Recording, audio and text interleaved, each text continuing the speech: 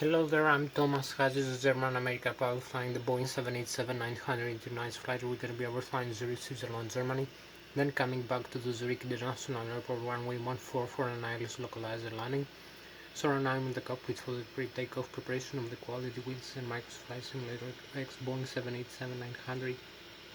I'm going to start showing you the cockpit instruments, displays and the functions of the Boeing 787-900 aircraft. I'm gonna start with the primary flight display that displays how the airspeed indicated, the airspeed selected from the autopilot and flight director system panel, the ground speed, the radio altitude above the ground level, the magnetic heading and track, the magnetic north pole and true north pole magnetic variation depending on where we are in the world. We have also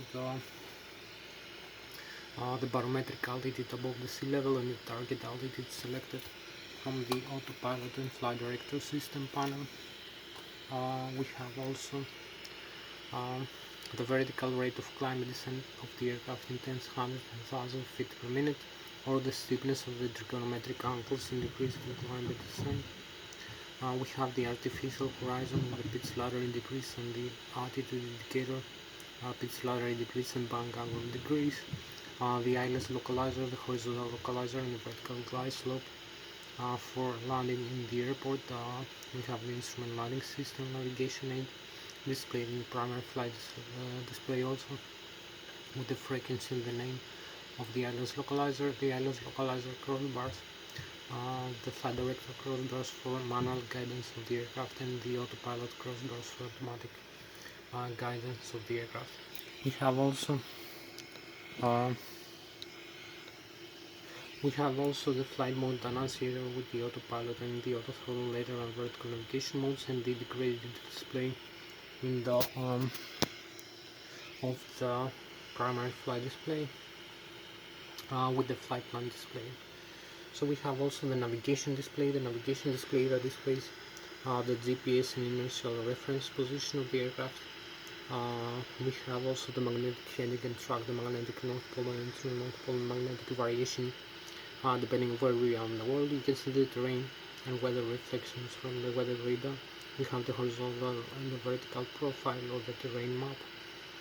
You can see the terrain around you and the elevation difference depending on where you are located, displayed with red, green and yellow.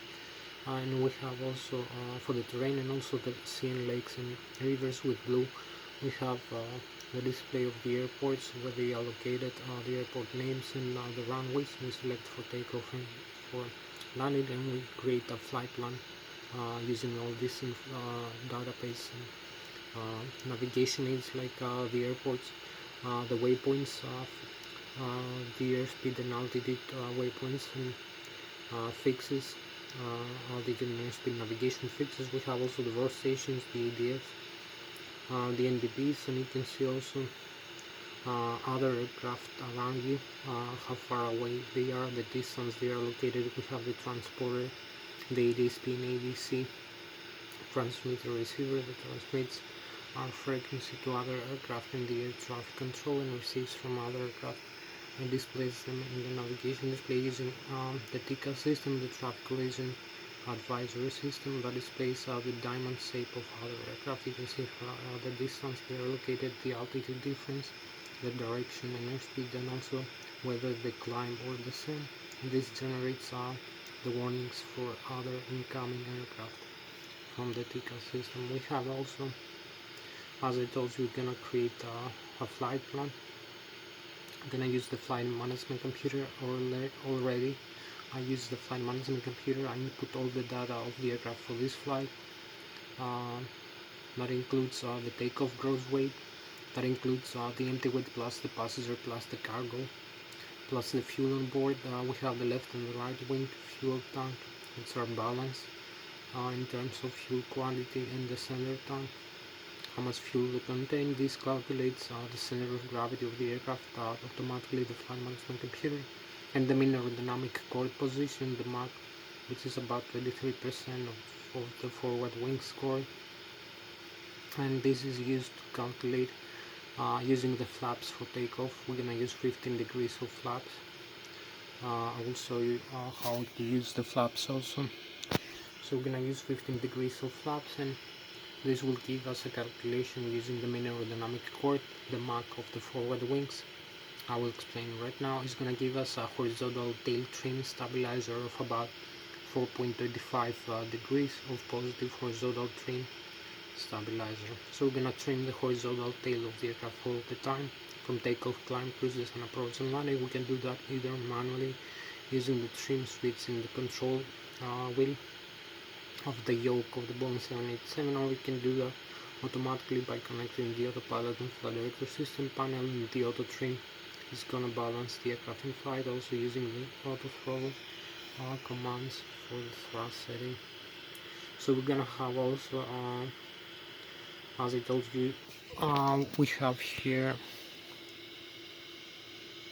so you can see here we have the forward wings of the aircraft. You can see the wings hold the weight of the aircraft as it flies.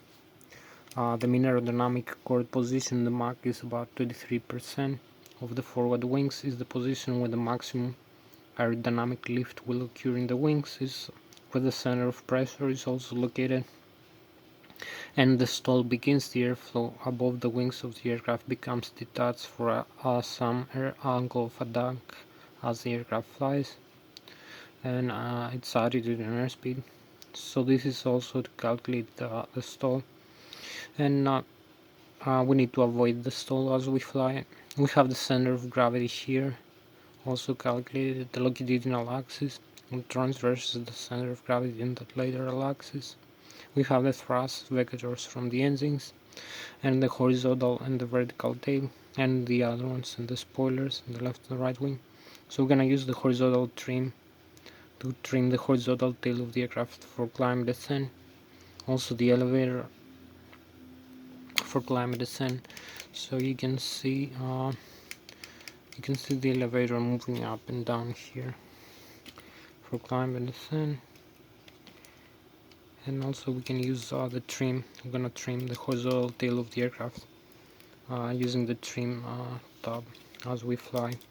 So you can see also we have this is the aerodynamics, and using Newton's physics and Bernoulli theory of fluids, we have the higher, you can see the bottom surface of the wings is more flat, so the airflow is moving slower below the wings, so we have higher pressure below the wings, which pressurizes the aircraft wings up into the air. And you can see the top surface of the wings, it has more curvature, so the airflow using the Bernoulli theory of fluids and physics is moving faster above the wings, so this creates an air suction above the wings. So this creates the aerodynamic lift and the aircraft flies.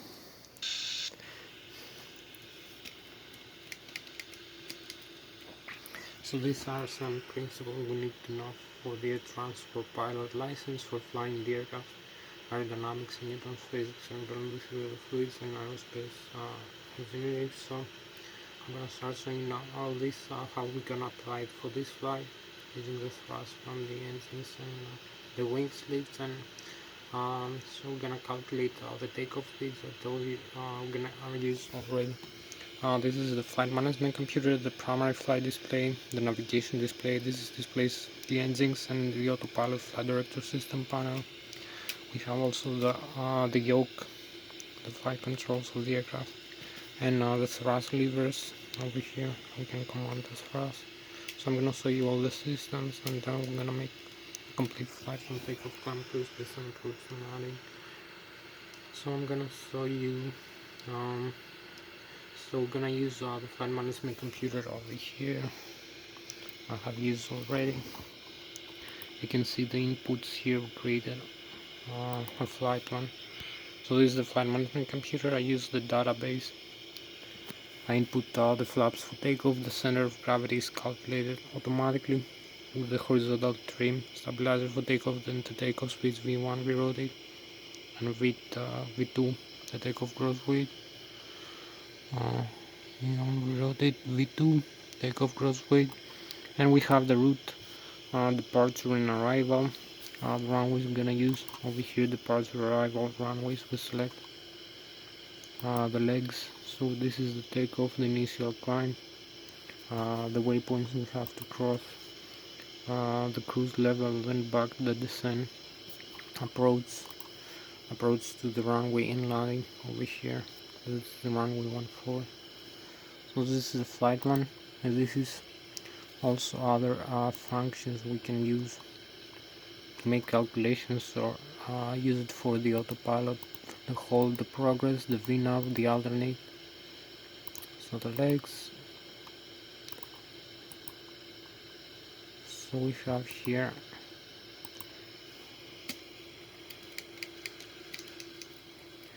so this creates out this flight plan here.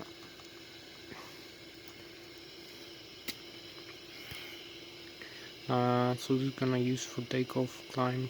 We're gonna transverse all these waypoints, and you can see the climb right here for the vertical profile and the altitude and airspeed constraints. We're gonna tune also the autopilot here later. So I'm gonna show you how you use the flight management computer. So I input all the data of the aircraft for this flight. That includes the gross weight for takeoff, empty weight plus passenger plus cargo plus fuel on board, trip fuel, reserve fuel, and taxi fuel. Where the fuel is stored left and right wing, the center of gravity in the main aerodynamic accord, the Mach of the forward wings 23%, and this also calculates the horizontal tail trim stabilizer 4.25 degrees pizza trim for takeoff. And we have also we're gonna use the runway data for takeoff. We use the Zurich International Airport Lszh runway 14, so we're gonna use the runway length, the runway slope, the wind direction and speed, the barometric pressure, the barometric density, the density of the air, the temperature of the air, and also the runway conditions, if it is ice, dry or wet. And this is going to give us the takeoff speeds, V1, V-rotate, and V2, which is the initial climb speed. We're going to have the SIDS, the other instrument departures, that includes waypoints and fixes for the initial climb of the aircraft after the departure, and also airspeed and altitude constraints. We're going to have the top of climb. We're going to climb to the cruise level, then cruise, and then we're going to have the top of descent. We're going to follow the waypoints and the flight plan. So we have a flight plan or route or flight path for the flight, horizontal and vertical navigation profile. We can follow it manually or automatically using the autopilot flight director system panel, or manually using the flight controls and the thrust lever. So we can also, after that we have the descent and approach, we have the stars, and we're gonna land in the same airport, the Zurich International runway 14, the Lszh. So we're gonna use the stars. The stars are the SATA terminal arrival waypoints and fixes that include horizontal and vertical navigation fixes for the approach and the landing to the runway 14. We're gonna align the aircraft with the magnetic north pole orientation. We're gonna use the magnetic north pole heading in the autopilot and flight director system panel. I'm gonna show you how to do that also. So we're gonna align with the Lszh localizer, the instrument landing system. We're gonna tune this also automatically when we select the landing runway, and this will give us the horizontal localizer and the vertical glide slope for guidance in the aircraft with the magnetic north pole heading of the runway. So we're gonna follow a manual flight profile for landing. You can do also an auto land with this aircraft, the Boeing 787-900 aircraft. So I'm gonna show you the manual flight tonight, and we're gonna use the autopilot for a while as we fly to see how it works and some of the most functions. So we're gonna have also so we're gonna follow the flight path all the way down to the runway for landing. Lszh localizer, we have the horizontal localizer, the vertical glide slope, and the Lszh localizer crossbars. You can see how it works, and the frequency. You can tune also the frequency of the Lszh localizer using the radio management panel. We'll see that, maybe we can do that also if we have time. So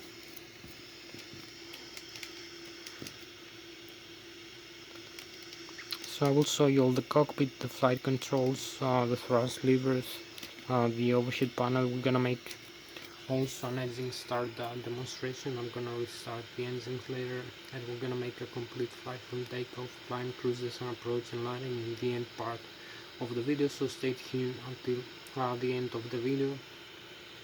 Now I'm gonna show you the autopilot and flight director system panel, how to use it and how to use the auto throttle, also how to use the flight controls for controlling the flight path of the aircraft in flight and the altitude, and also the thrust levers. So maybe I'm gonna show you the flight controls first. I'm not sure. So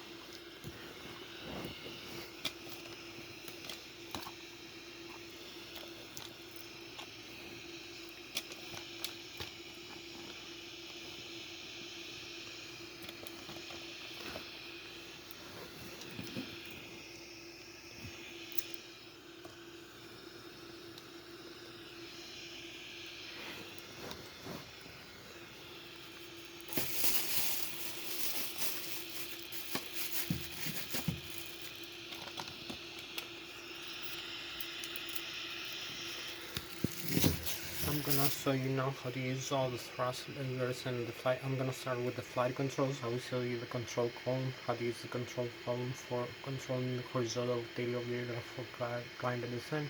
Also how to use the ailerons and the spoilers using the control wheel for making bank rolls left and right, and how to use the rudder pedals to control the vertical tail of the rudder for making yellow turns left and right. You will see the limits change in flight. Also we have the rudder pedals for nose wheel steering in the ground and for braking action for using the toe brake. So you're gonna see the control column, how I use the side stick for this flight. The yoke of the Boeing 787-900. I'm gonna start with the side stick. Also have the thrust levers in the yoke, in the side stick, and the horizontal trim of the horizontal tail for balancing the aircraft in flight. You're gonna see how I use the horizontal trim stabilizer also. So you can see here. So I'm gonna show you how to use how you can use a side stick over here.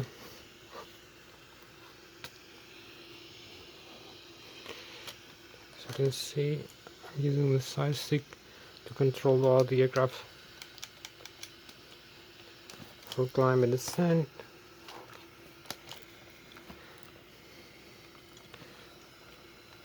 Also make turns left and make turns right, I believe.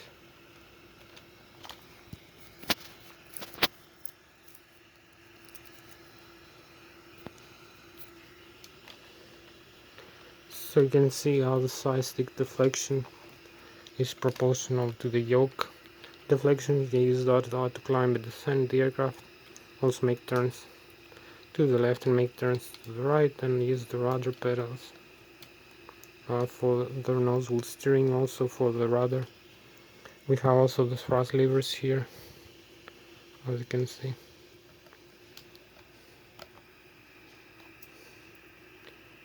So you can see the thrust over here, increase and decrease.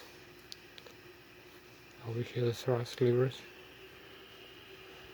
So we can move the thrust levers forward and aft, and also use the flight controls for flying the aircraft. You can see how responsive we have. The side stick deflection is proportional to the yoke deflection over here of flight controls. We have also the tiller for the nose wheel steering.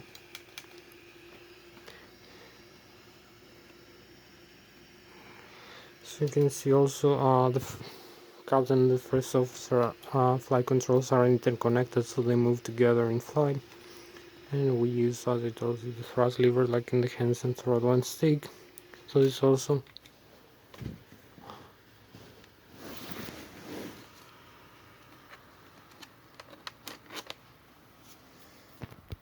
we have a problem with the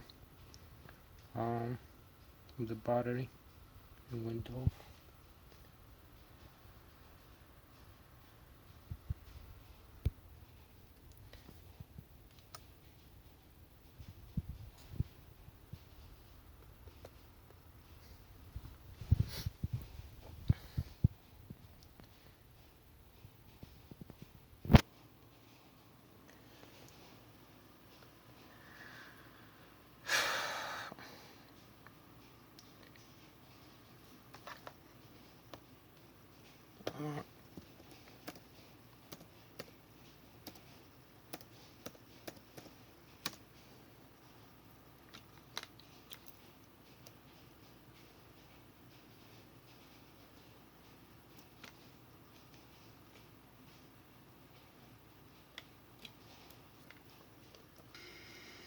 So we are back now after the battery fault. I went off from the cord, the connecting cord.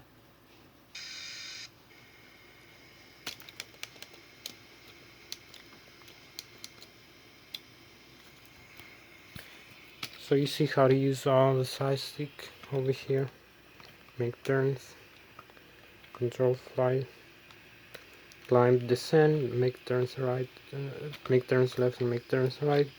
So I will show you a little bit also from the outside view how to use the side stick for controlling all the fly controls, also how to use the speed brakes and the flaps and the horizontal trim stabilizer.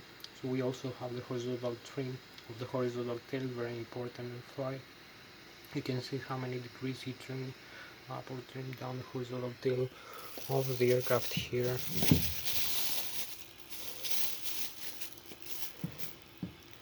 So you can see here we can use the horizontal trim stabilizer as we use the thrust levers and the other fly controls. So climb, descend, make turns and make turns left and right. So you can use the horizontal trim.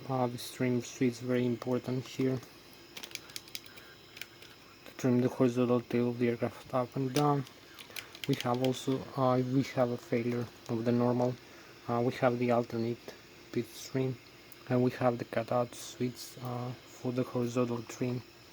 This is where the guarded switch. If you have a failure of the L1 or the R2, the horizontal trim stabilizer, we have the parking brakes also here. You can see.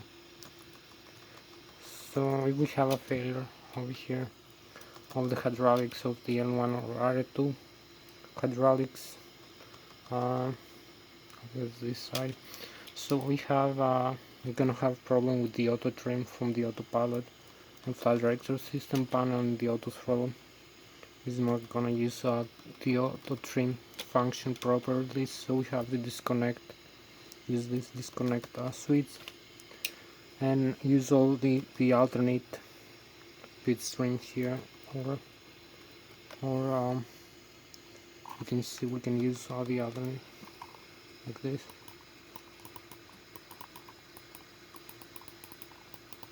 This is how to use the pit string of the aircraft. So this is the same function here, and it's also located here. You trim up and trim down. You see how many degrees you trim the horizontal tail of the aircraft here.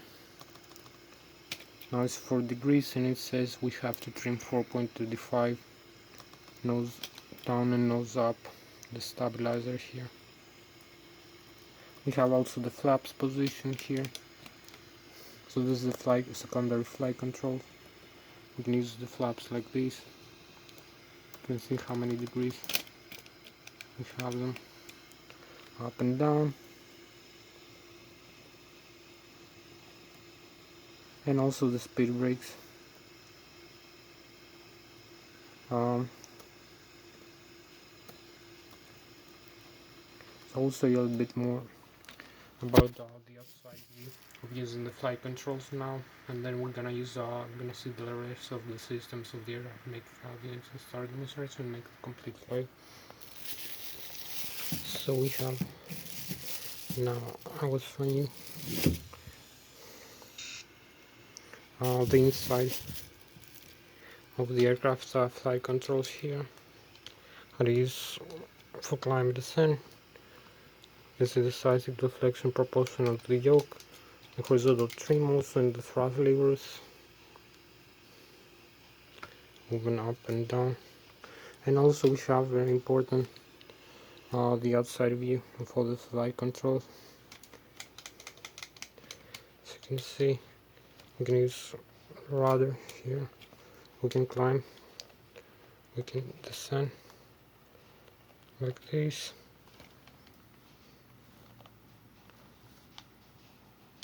You can see the tail moving, also the wings.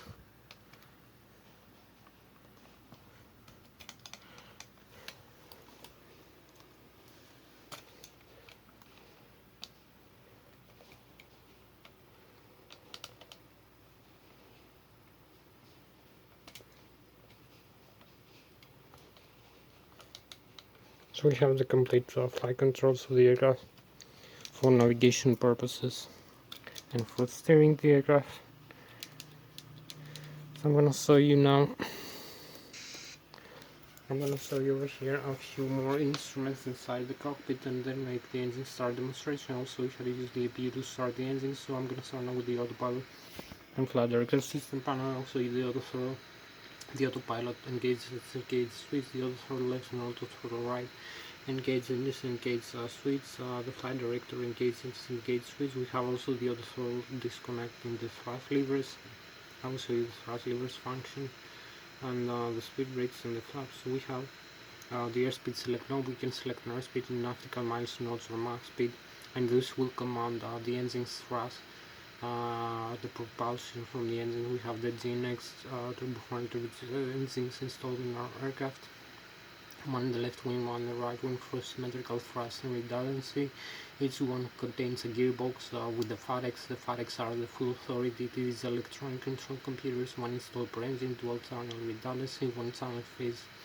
The other takes over. Control monitors and displays on the engine data you see in the upper and lower ACAS and indication control system display, like the N1, which is the low speed starter, low pressure compressor and turbine of the turbofan to its engine, the exhaust gas temperature per engine, the N2, which is the high speed starter, the high pressure compressor and turbine of the turbofan to its engine, the fuel flow per engine per hour, 1000 kilograms and 1000 pounds, oil pressure, oil temperature, oil quantity, and the vibration of the N2 states of the engine. Also, we have the outflow air, the pressurized air from the 5th and 9th stage of the engine, which is used and admitted for hydraulic fluid tanks pressurization for the flight control of the aircraft, the landing gear and the parking brakes and the thrust reversers. The hydraulic fluid tanks pressurization admits air from the engine. Also, the wing and engine and the ice air conditioning ventilation, and also cabin pressurization. When we climb and descend the aircraft to higher or lower altitude, we have the cabin pressurization system. Also we use as we climb and descend the aircraft into higher or lower altitudes, we have a difference of air fuel mixture. Because the aircraft climbs into higher altitude, we have lower air pressure or density. The oxygen is about less than that of the sea level as we climb to 20, 30 or 40,000 feet above the sea. Also, the temperature is freezing, minus 50, minus 60 degrees below zero. So also the aircraft flies with an airspeed rate about 2 or 3 times faster than that of the sea level as we climb higher into the cruise level. So we have a different fuel air mixture request every second. This is adjusted automatically using the FADEX, the full authority's electronic control computer system of doing manually, like in the small training aircraft. So we have also the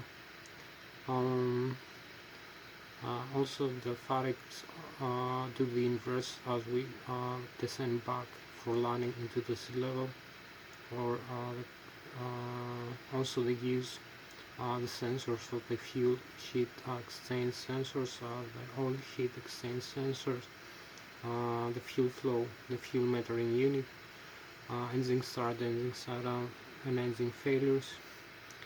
So it's a good thing to have the FADEX installed into your engines. So I'm gonna show you when we connect the autopilot and flight director system panel. This commands the engine's thrust. When we select an airspeed from the autopilot flight director system panel, we need to select an airspeed above the stall speed, and depending on the configuration of the aircraft, if it has flaps from takeoff, climb, cruises, and approach and landing, we can control the thrust, the heading, the climb, the descent, the vertical rate of climb and descent of the aircraft, the steepness of the trigonometric angles, increase, climb, and descent, and also the altitude from the autopilot flight director system panel, and also the thrust levers we can control manually. So I'll show you how to do all these things. So you can see we have the autopilot flight director system panel here. We have the auto throttle left and right here. You can see on off the flight director.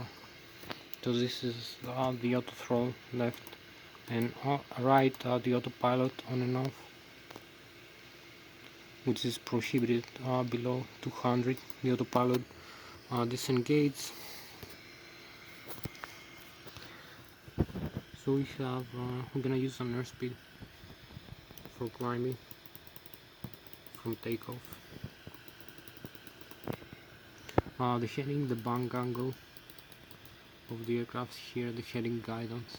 I'm gonna use the magnetic North Pole heading.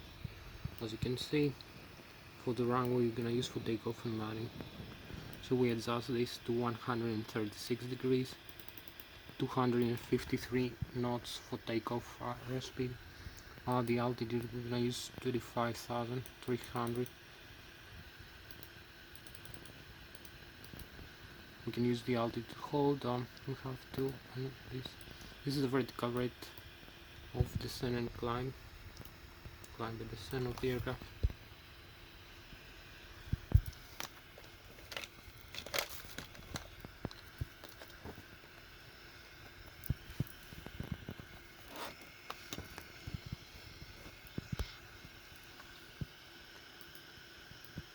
So we're gonna use the climb rate for the initial climb.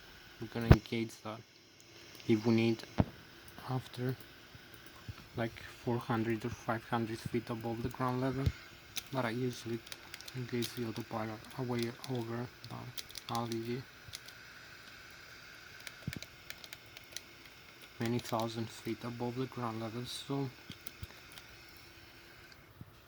So we have the configuration. We need I need to show you also the overhead panel. You're gonna see how you saw the thrust levers here.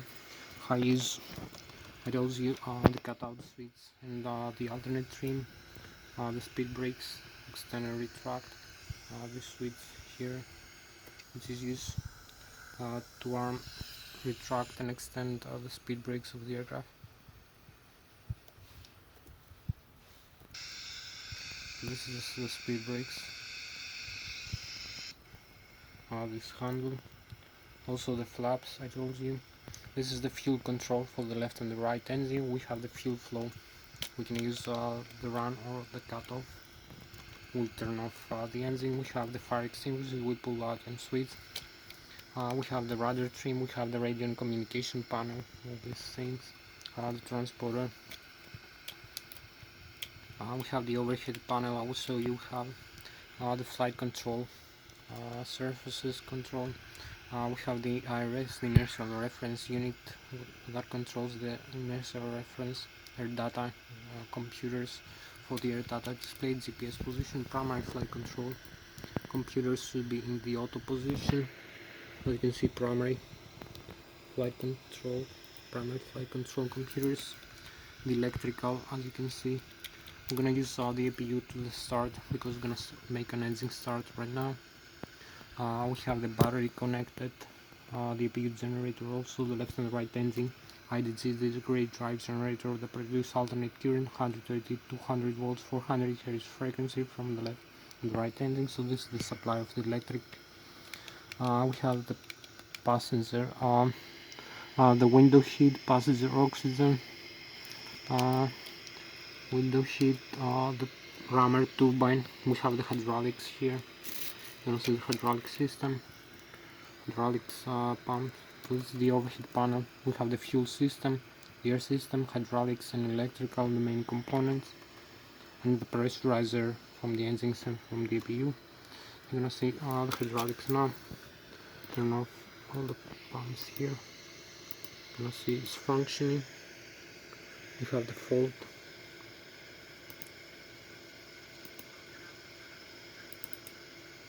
So we turn it back to the on.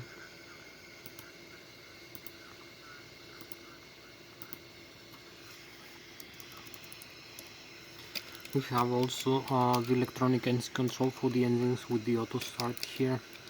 We can use the auto start system to start the engines and the guarded switch for the electronic engine control. We can dump some fuel in flight if we turn on this switch. We have the fuel, the left and the right wing fuel tanks, the balance also.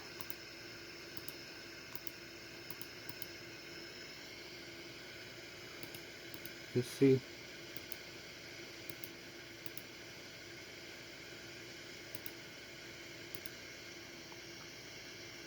So this is how to use the fuel control, left and right wing, left wing tank, right wing tank, center tank, and the crossfeed valve. We don't need it right now, so we turn off. We have the wing and engine anti-ice here for the anti-ice control. The cabin pressurization here, manual. We use the outflow valve, climb and descend, pressurize and depressurize the aircraft, select landing altitude, and we have the bleeder.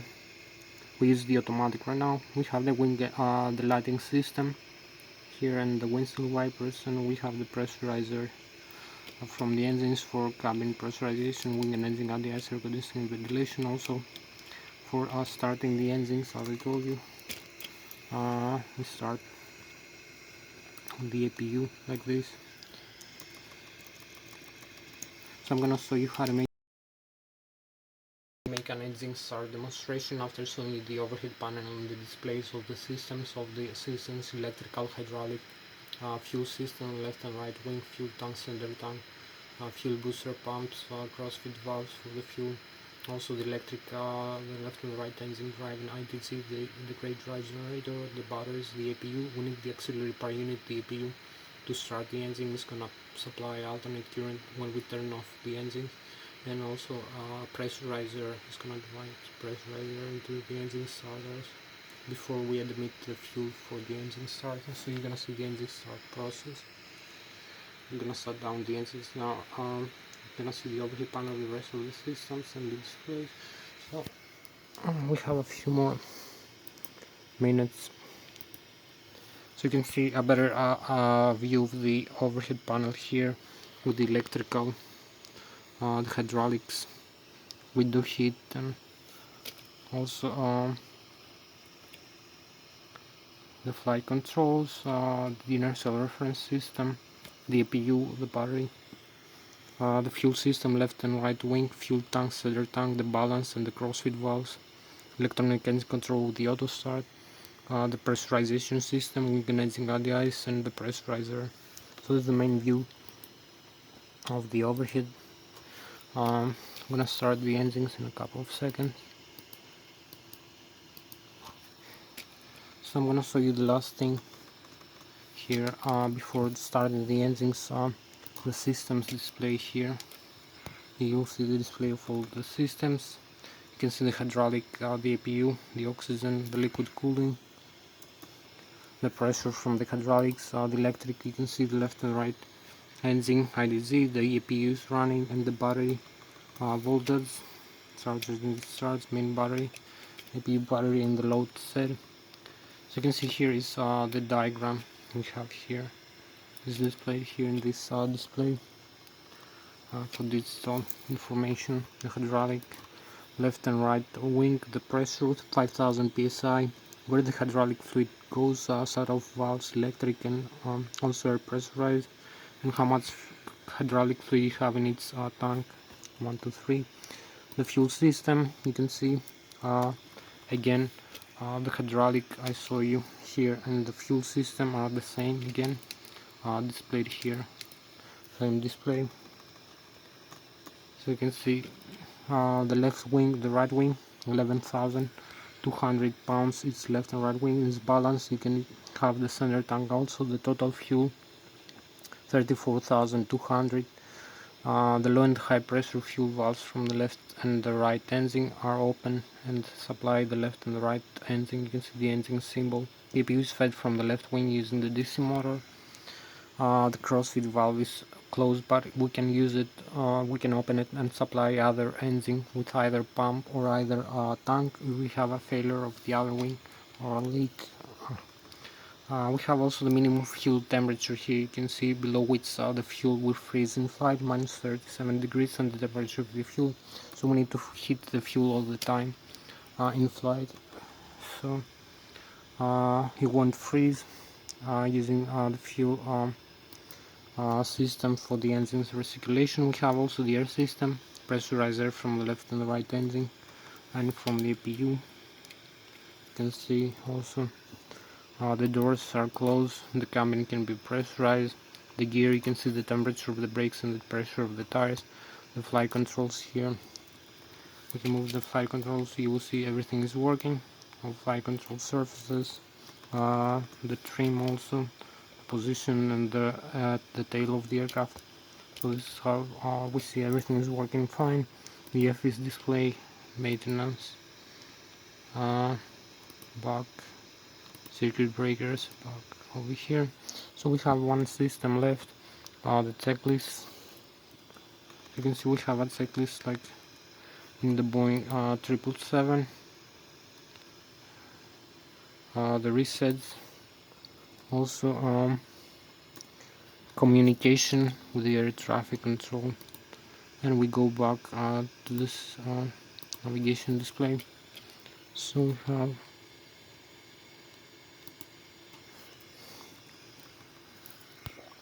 we have here, I'm gonna make the engine start now. I'm gonna restart, turn off and restart the engines. So this is all the systems. Turn off both engines. You can see both engines are off.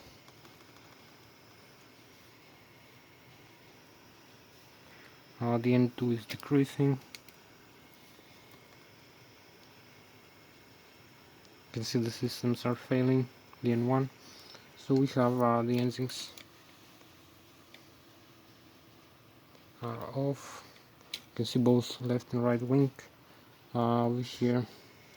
So we need to use the engine auto start now to restart the engines.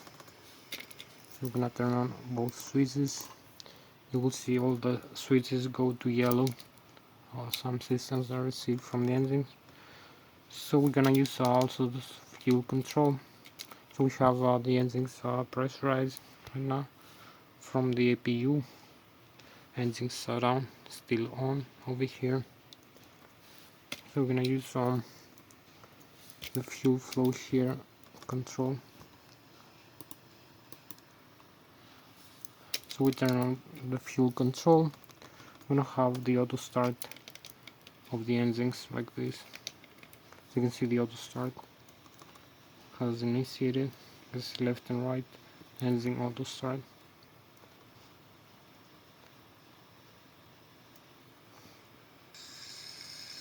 So you see the engines are running. Almost the systems are on. Auto start, and we have the engines, both engines running here. So we can go now for takeoff. We have completed all the steps. Flaps for takeoff.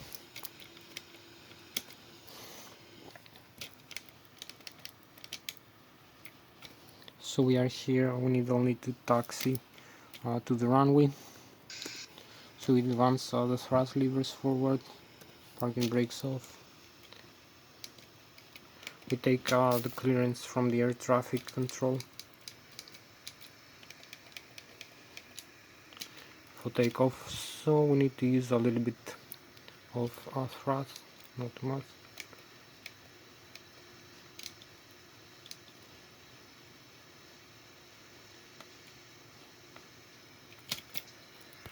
So we take the air clearance from the air traffic control.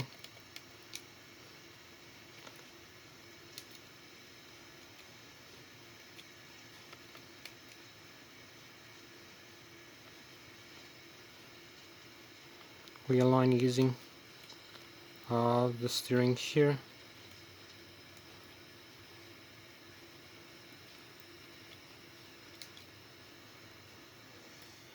So we are aligned, parking brakes again.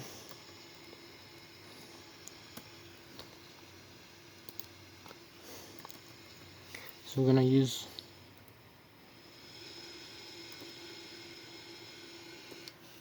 you can see where we are and where we're going right now. So we're gonna use this view for takeoff.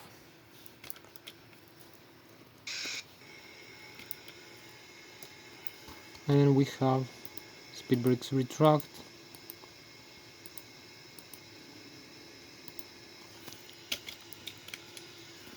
And we use the thrust, full forward thrust. And we're going for takeoff, parking brakes off.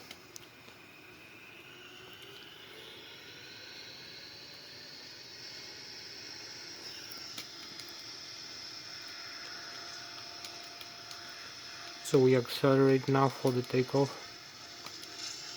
We have 90 knots, 100 knots, 130, V1, we rotate slightly, like this. This is the initial rotation. Parking brakes, landing gear up.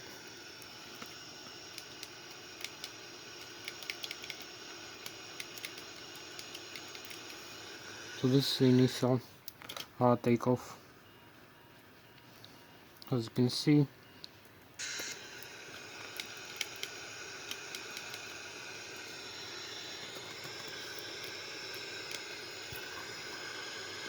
flight director's on.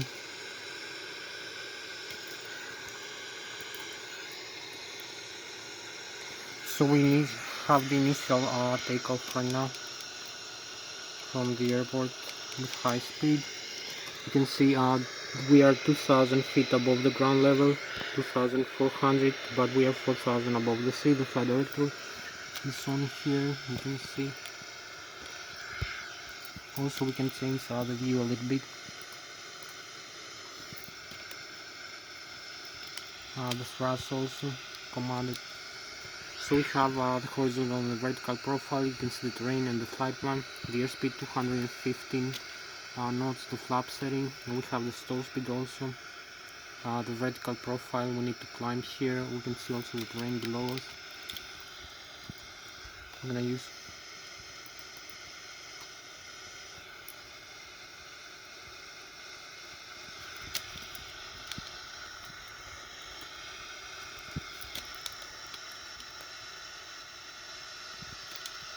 so keep climbing like this. This is the initial climb, and we need to start turning to the flight plan, as you can see.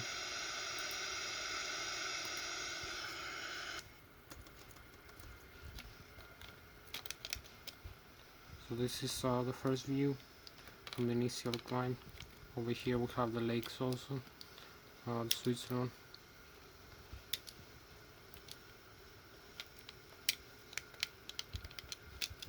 So we need to start the turn. 10,000 feet almost.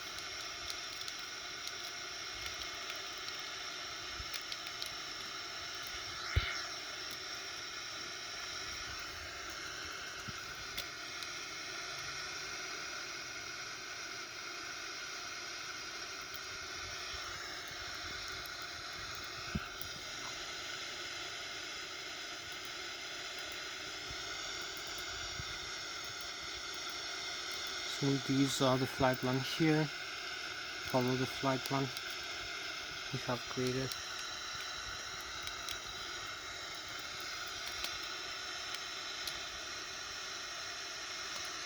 And use manual flight controls all the time.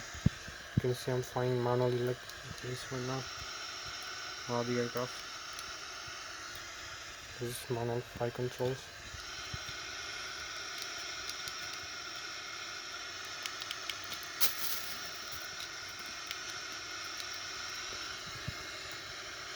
So we're gonna have a faster climb.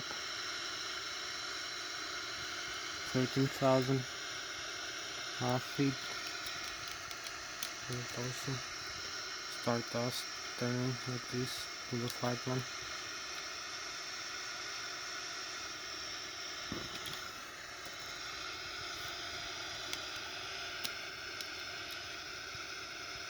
So we have 200 knots right now. There is also the L nav.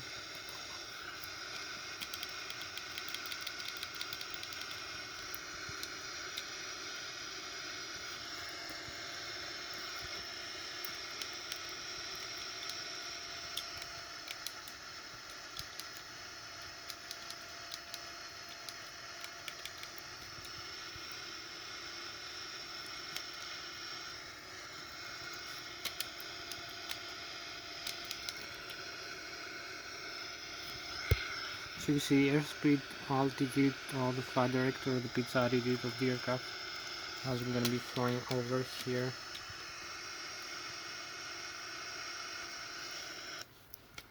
So we have the initial climb over here, and we have 18 more minutes left for this flight.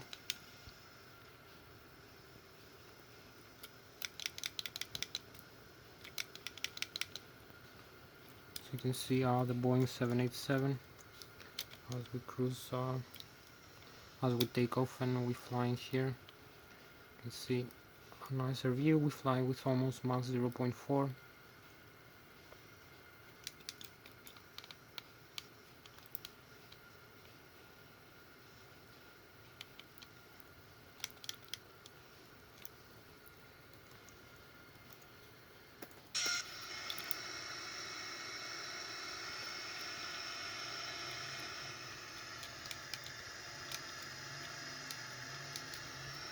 So we keep climbing, and we have 18 more minutes for this flight. 18,000 feet. We cross the lake here and this waypoint.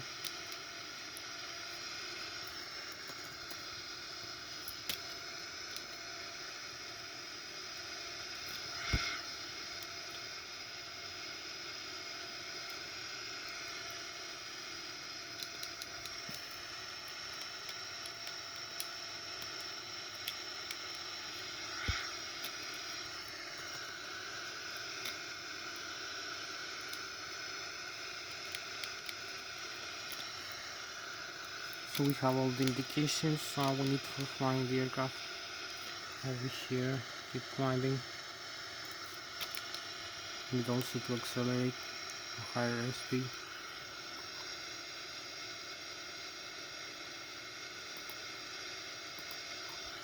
You can connect the nav like this. Turn on now.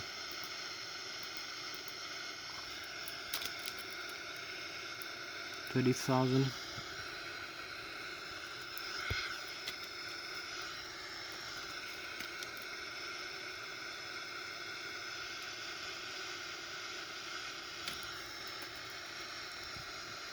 And we have 15 more minutes left for flying. We have the Germany, my homeland, in front of you, the lakes from the Switzerland, and the France on this side. Also the galaxy, we have the galactic view, the star sign. So this is a beautiful view. We're flying with Mach 0.45 almost. We advance the airspeed right now with the Boeing 787. So I'll show you a little bit more. Now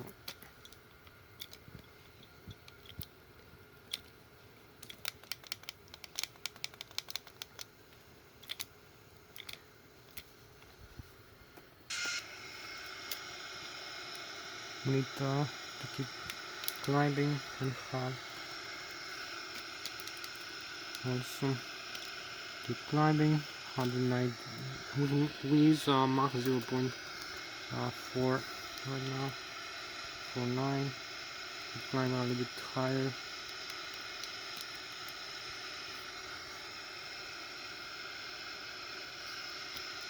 We use less flaps. We will increase the airspeed as we climb. And we have the stall speed here. We need to use the flaps again for climbing.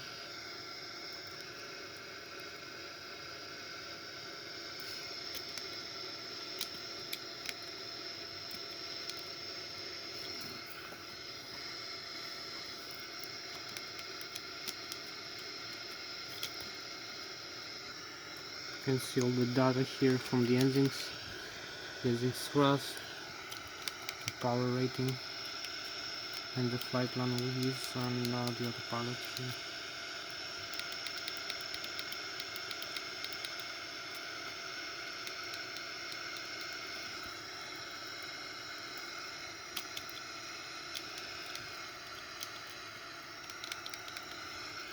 We are 23.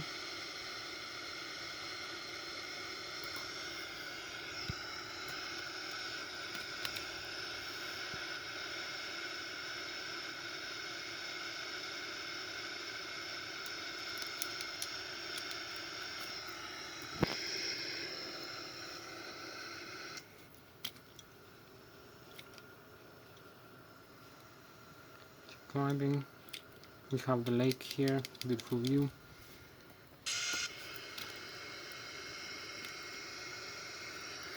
We cross 25,000 over here. We're 25,000 feet. 25,000 feet over flying the place here, and we can climb a little bit higher. So maybe we're gonna climb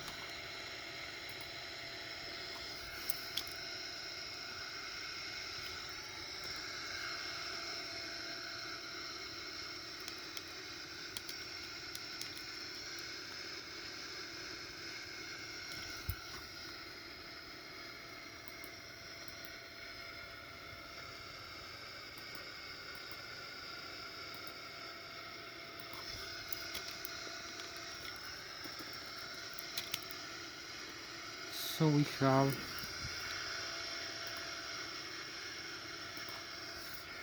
keep climbing, and we need to make the turn now for going back to the airport as we keep climbing. We can level off here.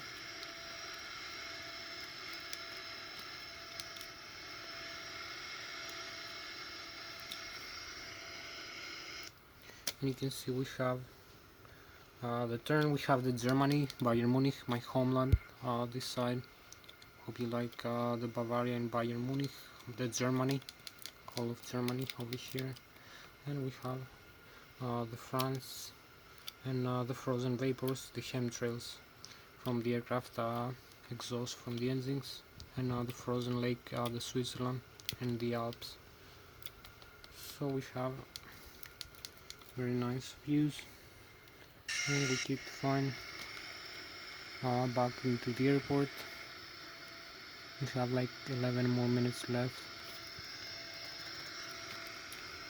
so we need also follow the flight plan here, as you can see,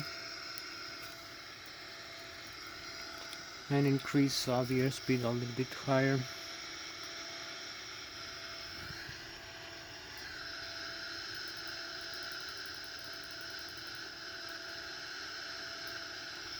So we're gonna align here with the flight plan and fly straight back to the airport, flying manually, as you can see, and we can level off here.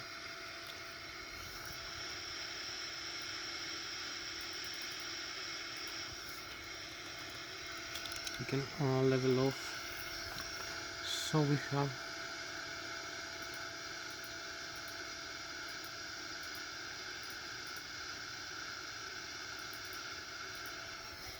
So we have it here. We can level off in this altitude, and also retract all the flaps underneath. So increase the airspeed like this as we're leveling off.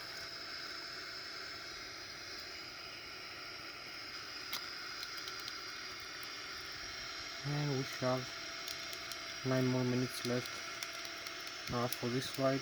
We're flying manually, as you can see.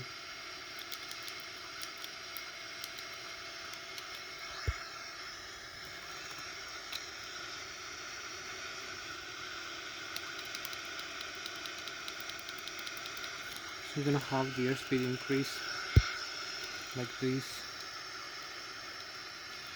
and we are overflying here this beautiful place, 39,000 feet. We can see it's my own flight controls I'm using right now. We have the galactic view and the beautiful chemtrails right now from the aircraft tail, and I hope you enjoy that. We also turn down a little bit the aircraft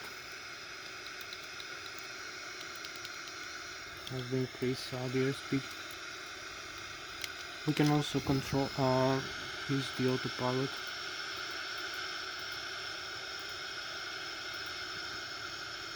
The autopilot is connected right now. as you can see, and we have 8 more minutes left for this flight. We start the descent and we increase the airspeed with the autopilot connected with the nav. So this is the view of the controls. We can start the descent. As you can see, the descent rate increase here.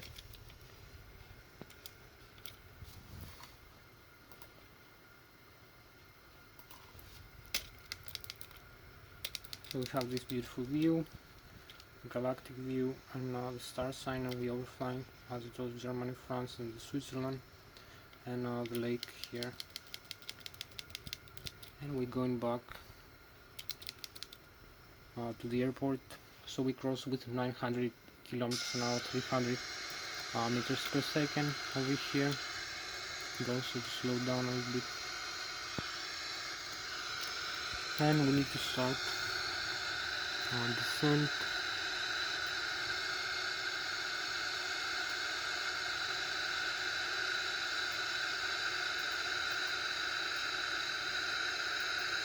Maximum rate of descent.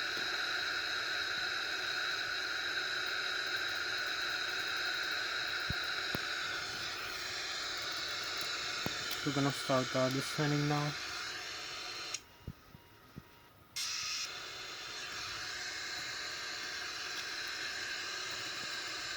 And use some speed brakes also, and idle fast as we are initiate the descent. And we have 6 more minutes for this flight.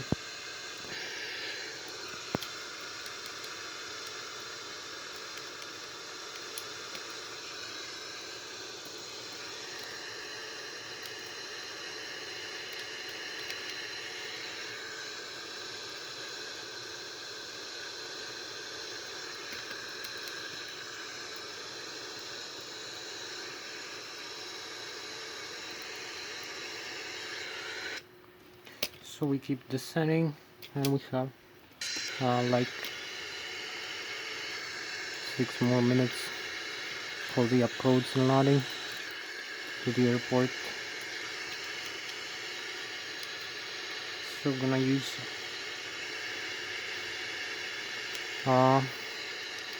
use the same runway for landing. We are very close to the airport.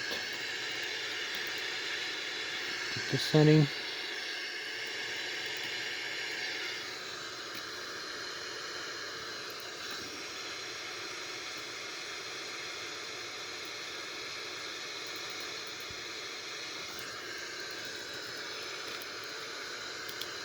So landing gear down. Slow it down a little bit.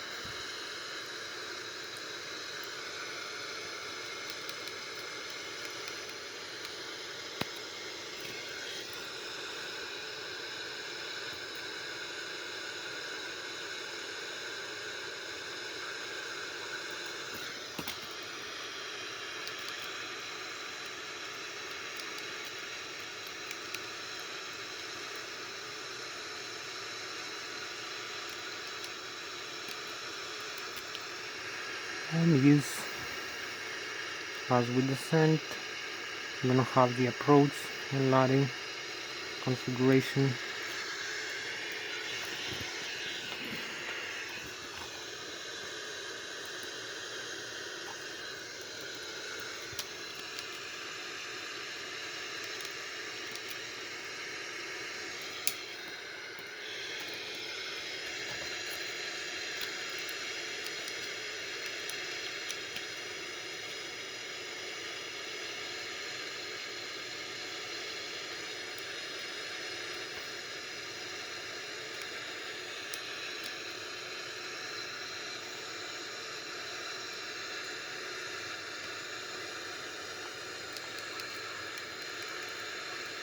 So we are approaching for landing, and we have 3 more minutes to go. As you can see, we can use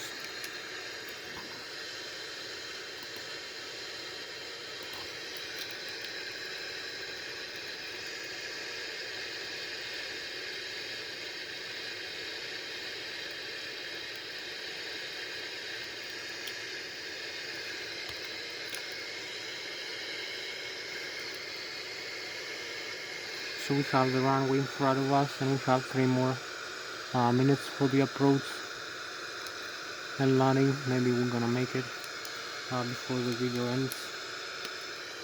We are 6,000 feet. We also the outside view over here.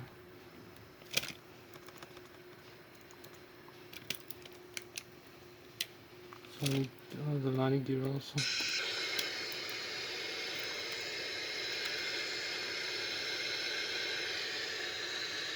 So we have manual, both manual.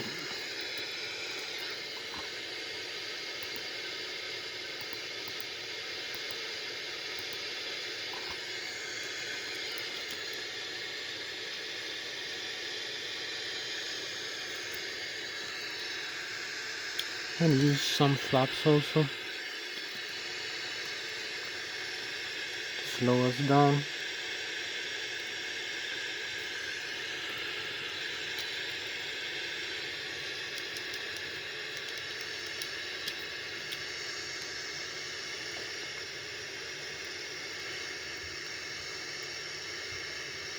As you can see, we are aligned with the runway. Use some thrust from the engines when we need. Manual thrust also.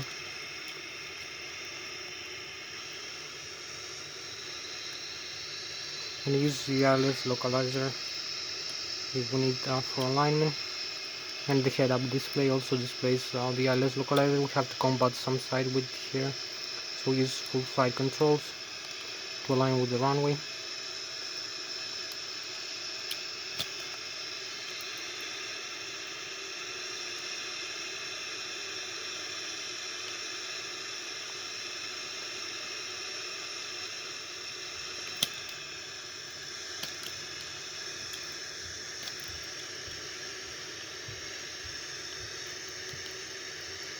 So here we are, touchdown, just touchdown, very beautiful touchdown, parking brakes and full reverse thrust.